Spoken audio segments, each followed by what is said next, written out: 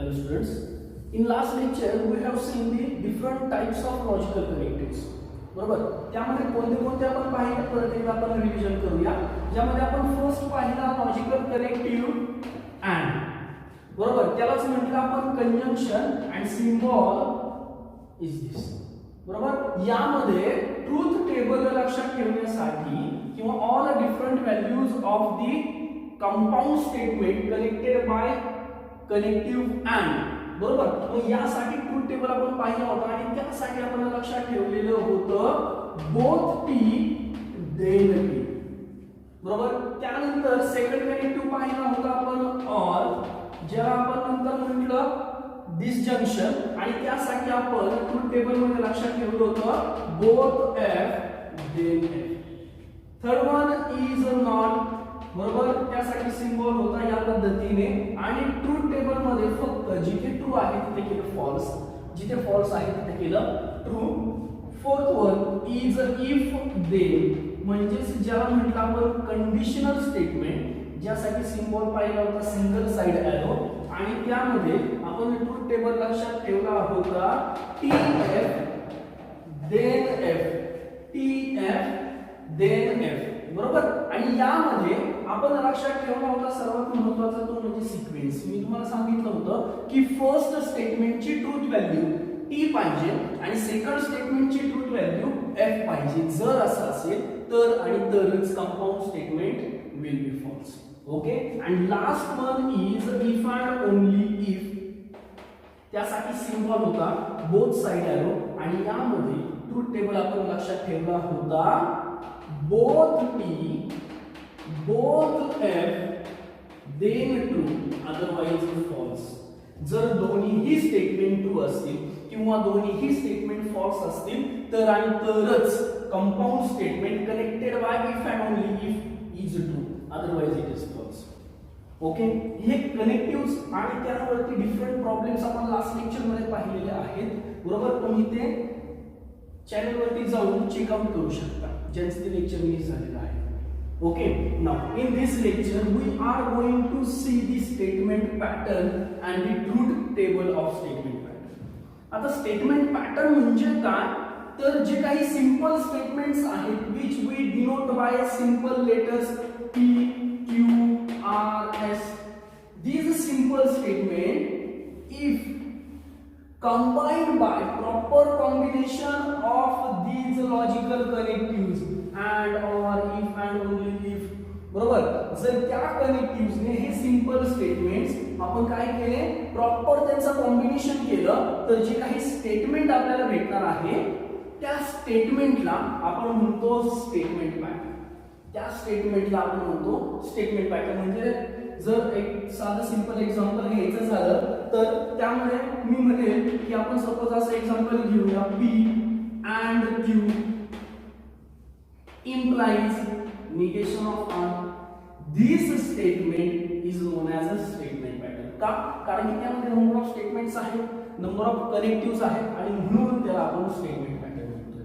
Clear? आता या statement pattern साठी आपल्याला पाहायचा आहे तो ट्रूथ टेबल. या स्टेटमेंट साठी आपल्याला पाहायचा ट्रूथ टेबल. पेपरला क्वेश्चन येतो बोर्ड साठी आणि सांगितलं जातं फाइंड किंवा write down to truth table for the following examples. Clear? आपण फर्स्ट एक्झाम्पल घेऊया. एक्सरसाइज 1.2 मध्ये तुम्हाला फर्स्ट क्वेश्चन आहे construct the truth table for each of the following statement. पाहूया फर्स्ट एक्झाम्पल. पहा, first example is P implies Q and Q implies P. आता पहा, याचा ट्रूथ टेबल फाइंड आउट करताना एक सर्वात महत्त्वाची गोष्ट आपल्याला लक्षात यायची. ट्रूथ टेबल मध्ये आपण काय पाहिलं होतं आठवतोय का? पहिल्यांदा P फर्स्ट कॉलम मध्ये, नंतर सेकंड कॉलम मध्ये Q आणि थर्ड कॉलम मध्ये मग कंजंक्शन असेल तर P आणि Q. मग आपण ऑल पॉसिबिलिटीज चेकआउट केल्या. Both T then T, both F then F disjunction साठी, TF देन F इम्प्लिकेशन साठी, both T both F then true double implication साठी. या पॉसिबिलिटीज आपण चेकआउट केल्या आणि त्याच पॉसिबिलिटीजचा यूज करून आपल्याला याचा ट्रूथ टेबल फाइंड आउट करायचा. पण यामध्ये सर्वात महत्त्वाची गोष्ट येते ट्रूथ टेबल मध्ये, ती म्हणजे number of columns. Write down करून घ्यायचं आहे, अतिशय महत्त्वाची गोष्ट आहे ज्याला आपण म्हणू शकतो number of columns. Truth table मध्ये जे काही कॉलम्स आहेत ती किती असते. तर नंबर ऑफ कॉलम्स म्हणजे लक्षात घ्या, it is equals to number of statements. Number of statements plus number of statement plus number of connectives plus number of connectives. हा काय देणार आहे तुम्हाला, टोटल नंबर ऑफ कॉलम्स देणार आहे. आणि राहतो तो म्हणजे नंबर ऑफ रोज, तो म्हणजे नंबर ऑफ रोज. आता नंबर ऑफ रोज म्हणजे काय, तर 2 रेज टू, लक्षात घ्या काय म्हणतो मी, 2 raise to the power of total number of statements. किती नंबर ऑफ स्टेटमेंट्स आहेत हे तुम्हाला सांगणार आहे, नंबर ऑफ स्टेटमेंट्स. क्लिअर. मग आता मला पहा, या प्रॉब्लेम मध्ये जर आपण हा प्रॉब्लेम घेतला तर यामध्ये नंबर ऑफ स्टेटमेंट्स किती आहेत. Number of statements P Q, Q P, Q P double आहे ते सिंगलच काउंट करायचे. पी आणि Q total number of statements is 2. आणि number of connectives, number of connectives first, second आणि third, total number of connectives 3. आणि म्हणून total number of columns आपल्याला हवे आहेत 5. टोटल नंबर ऑफ कॉलम्स आपल्याला हवे आहेत 5. सेम त्याच पद्धतीने number of rows check out करूया. 2 raise to number of statements किती आहेत 2. आणि म्हणून टोटल नंबर ऑफ रोज आले 4. टोटल नंबर ऑफ रोज किती आहेत आपल्याला 4 हवे. क्लिअर. आणि मग या पद्धतीने काय करायचं आहे, ट्रूथ टेबल ड्रॉ करायला सुरुवात करायची. या पद्धतीने ट्रूथ टेबल ड्रॉ करायला सुरुवात करायची. फर्स्ट वन किती कॉलम्स हवे 5. पहिल्यांदा या ट्रूथ टेबल मध्ये काय करायचं, ट्रूथ टेबलला सुरुवात करताना first of all write the simple statement. किती सिंपल स्टेटमेंट्स आहेत, पी स्टेटमेंट आहे आणि त्यानंतर क्यू स्टेटमेंट आहे. पी स्टेटमेंट आहे आणि क्यू स्टेटमेंट आहे. P Q. त्यानंतर आता ट्रूथ टेबल ड्रॉ करताना नेहमी ब्रॅकेट्सचा विचार करायचा आहे. आता यामध्ये फर्स्ट ब्रॅकेट आहे हा वाला, पण त्यामध्येही आतमध्ये परत एकदा कंपाऊंड स्टेटमेंट आहे, ते म्हणजे फर्स्ट पी इम्प्लाइज क्यू आणि next column will be P implies Q. आलं लक्षात. आणि मग त्यानंतर थर्ड कॉलम काय येईल, आता या पी इम्प्लाइज क्यू या ब्रॅकेटचं कंजंक्शन क्यू सोबत आणि म्हणून इथे आपला नेक्स्ट कॉलम येईल P implies Q and Q. लक्षात आलं. हा ब्रॅकेट झाला, मग हा ब्रॅकेट झाला, last one is this one. आणि मग त्यामध्ये काय येईल, P implies Q and Q implies P. लक्षात आलं, समजलं. या पद्धतीने पहिल्यांदा कॉलम्स तयार करून घ्यायचे आणि मग त्यानंतर राहतो रोजचा प्रश्न. परत एकदा लक्षात ठेवायचं आहे, number of columns is equals to number of statements plus number of connectives आणि त्यानंतर number of rows is equals to 2 raise to number of statements. ही गोष्ट लक्षात ठेवा. क्लिअर. आता नंबर ऑफ रोज कडे येऊया. नंबर ऑफ रोज किती हवे 4 हवे. आता यामध्ये पॉसिबिलिटीज मी तुम्हाला सांगितलं होतं, जर 4 नंबर ऑफ रोज असतील तर फर्स्ट कॉलम मध्ये नेहमी सुरुवात करायची 2 वेळा टी 2 वेळा एफ आणि सेकंड कॉलम मध्ये येईल T F T F. Clear. आता आपला ट्रूथ टेबल जे आपण पाहिलेलं आहे कंजंक्शन डिसजंक्शन इम्प्लिकेशन साठी पहा. P implies Q, P implies Q म्हणजे काय, T F then F. First column मध्ये टी पाहिजे, सेकंड कॉलम मध्ये एफ पाहिजे आणि म्हणून फर्स्ट कॉलम चेक आउट करायचा. टी एफ आहे का, नाही. T F then F, otherwise true, otherwise true. T F then F, otherwise true.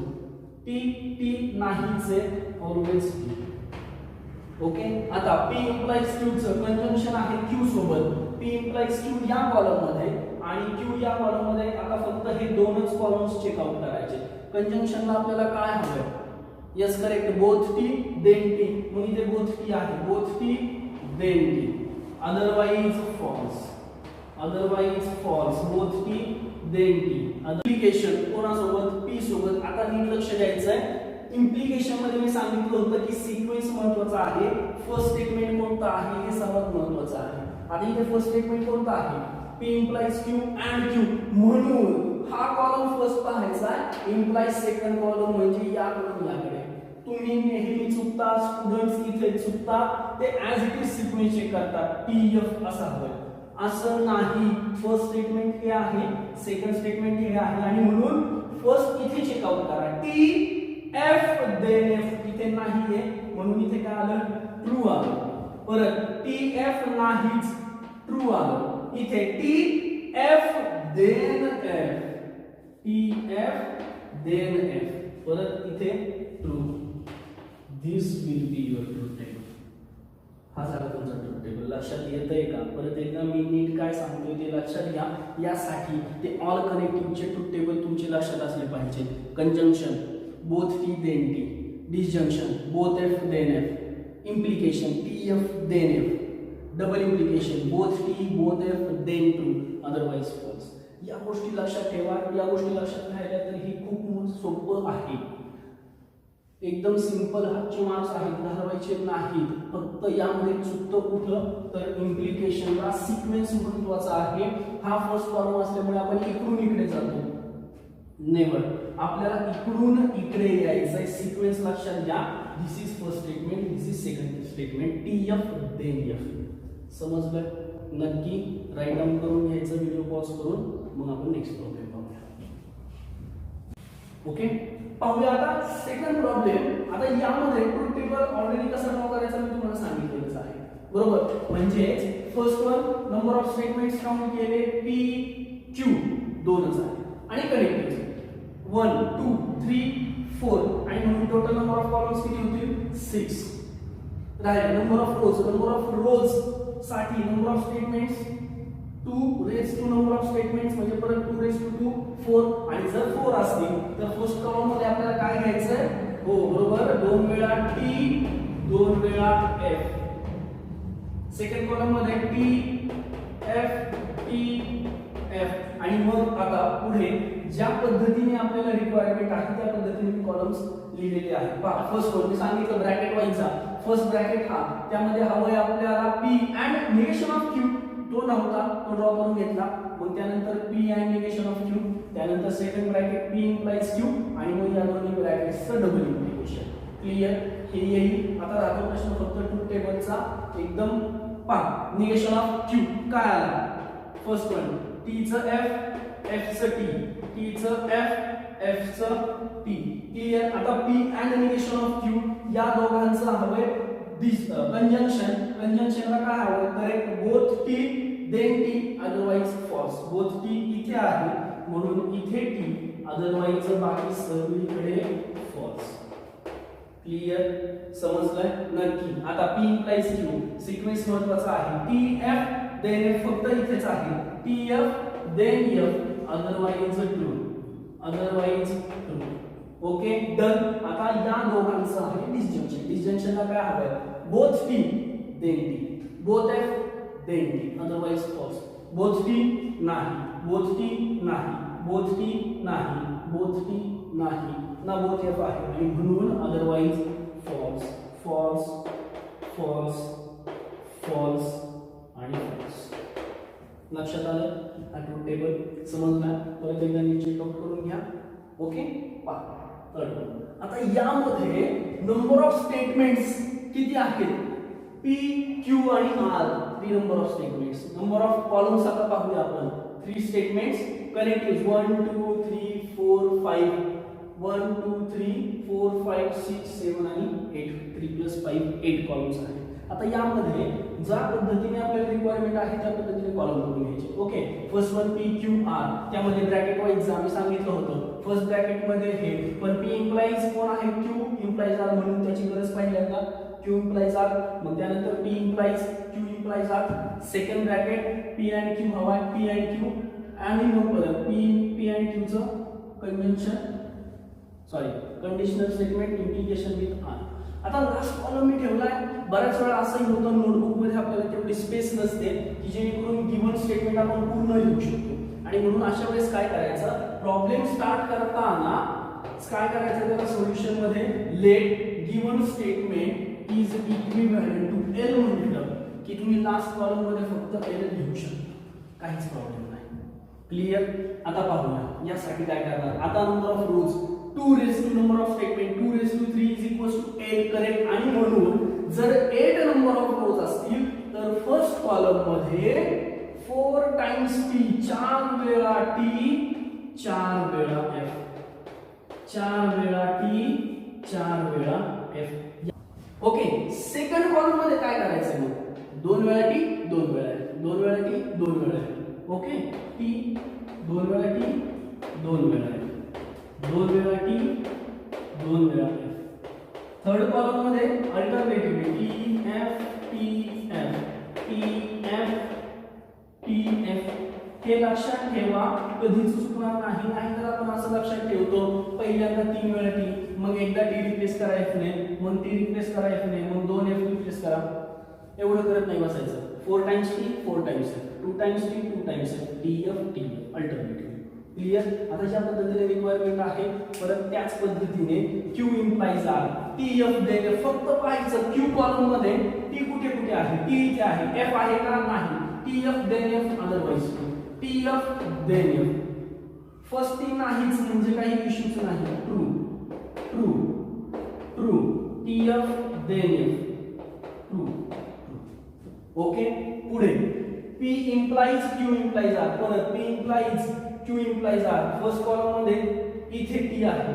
आता TF then F TF then F TF TF बाकी कुठेच TF नाही otherwise true.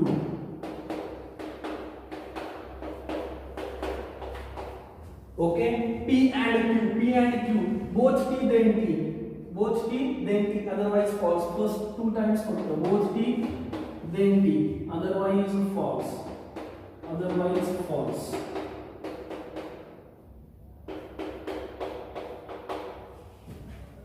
P and Q implies R.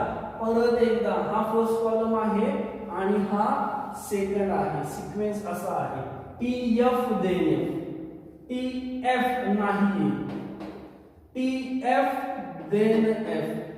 इथे T कुठेच नाही म्हणजे कुठेच TF येऊ शकत नाही.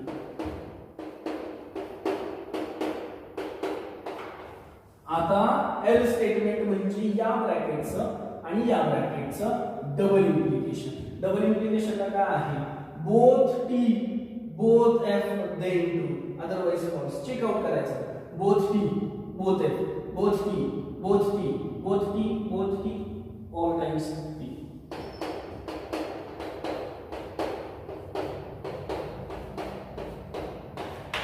दिस इज युअर ट्रूथ टेबल. लक्षात येत आहे, समजतंय, क्लिअर नक्की. सेम याच टाईपचे एक्सरसाइज 1.2 मधील फर्स्ट क्वेश्चन रिमेनिंग क्वेश्चन तुम्ही सॉल्व्ह करायचे. ओके. क्लिअर. काही शंका असतील डाउट्स असतील तर निश्चित कमेंट करा. Problem solve. Thank you. Now let us see the next topic is the given statement pattern is tautology, contradiction or contingency. तर पहा if all entries in the last column are true then the given statement pattern is known as a tautology. इथे लक्षात all entries in the last column are true असतील. Okay, here all entries in the last column are true, hence this statement is known as a tautology. लक्षात येतंय. Same if all entries are false then the statement is known as a contradiction. Okay, here all entries in the last column are false. All entries in the last column are false, hence this statement pattern is a contradiction.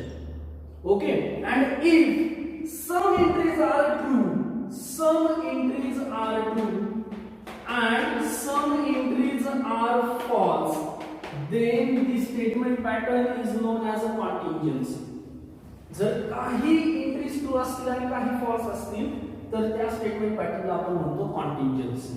Here some entries are true and some entries are false. म्हणजेच काय neither it is tautology nor contradiction. ते tautology नाही आणि कॉन्ट्रॅडिक्शन ही नाही आणि म्हणून या statement पॅटर्नला आपण म्हणणार आहोत hence this statement pattern is known as a contingency. आणि म्हणून हे गिवन स्टेटमेंट पॅटर्न काय आहे, hence it is a contingency. लक्षात येत आहे. सेम पद्धतीने प्रॉब्लेम सॉल्व्ह करायचा आहे. फर्स्ट ट्रूथ टेबल ड्रॉ करायचा आहे आणि मग त्यानंतर लास्ट कॉलम एंट्रीज काय येतात त्यावरून फक्त चेकआउट करायचं आहे. आयदर इट इज टॉटॉलॉजी, कॉन्ट्रॅडिक्शन और कॉन्टिंजन्सी.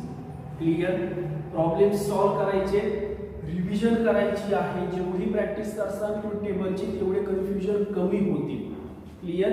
प्रॉब्लेम सॉल्व्ह करायचे. जर काही डाऊट असतील तर निश्चितच कमेंट करा. Okay, thank you.